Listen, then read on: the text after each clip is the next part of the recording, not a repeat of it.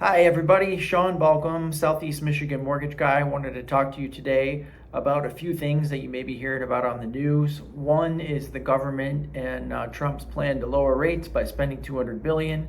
Second, banning institutional investors from buying single family homes. Credit card rates being capped at 10%.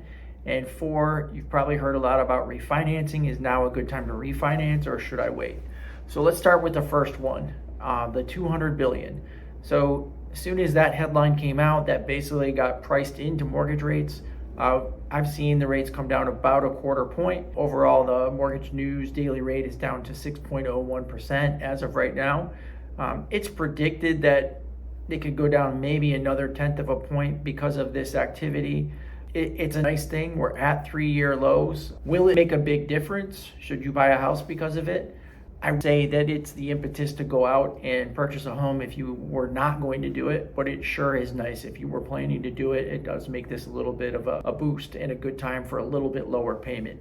Will it really help the housing market? Not much. And if it drives more buyers into the market, it could actually drive prices up. So, institutional investor ban. This is an interesting idea, especially the foreclosure crisis. We had a lot of big start buying up single family homes. And here would be to not let them do that. So there'd be more inventory for home. There wouldn't be, from what I've read, anything that would force these companies to sell their homes. So I don't know that it would have a huge impact in the long term. Is it a good idea? Probably. Will it happen? I think that's kind of doubtful. There's a lot of things that will have to be ironed out, and I just don't know how much it will help. The need here is supply. We are short about 4 million homes in the United States, and it's extremely expensive to build them because of the cost of land and building materials. So the institutional investor ban, will it happen? I kind of doubt it. Will it help? I don't think it really will in the short term. I do think it's not a bad idea though. Number 3, the credit card rate cap. Okay, so this, again, is still just an idea. There have been laws proposed like this in the past. Should something like this happen? Yeah, I believe so. I don't know if 10% would be the cap. The issue is the rate is too low that the creditor can't have enough money to cover their risk spread. So you could say, hey, you've got to lower your maximum rate to 10%.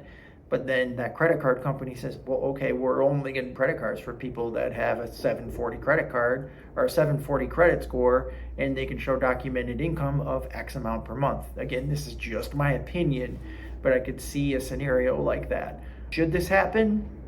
I just don't know if 10% is the number. I believe it should. Will it happen? I don't know. I think the better chance of this happening than the institutional investor ban. Finally, rates. Rates are lower. Should you refinance or should you wait? The problem with waiting is your foregoing savings you could have right now. My rule when I'm looking at a refinance scenario is, are you able to recover the costs to refinance within 12 months? So let's use an easy example. Closing costs on a refinance are typically $2,500.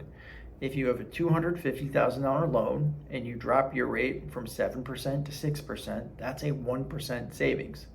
1% of a $250,000 mortgage is $2,500. So that represents a $2,500 per year savings if we drop that rate 1%. Since the closing costs, which are usually added to the loan, were $2,500, that would represent a 1-year recovery time.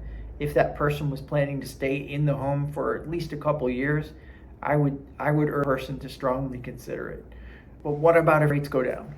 Well, here's the case for rates going down. There's not much of a case. So inflation is still persistent. The economy is still too good, frankly, for rates to go down a whole lot. But definitely inflation is persistent. The Fed has already done a lot of rate cuts in the past year. They're not signaling that they're going to do a lot more in the near future. So I would urge, if you can save some money now, the old saying, one bird in the hand is better than two in the bush, might be the case. I had people that waited when we could get rates similar to this back in September of 2024, and they didn't pull the trigger, and they've been waiting ever since, and they've spent a lot of extra interest that they didn't need to spend. So I think you should refinance if you can recover your costs in 12 months. And if you have any questions about this, please reach out to me. You can message me or send me a text, 810-223-8412. Thank you.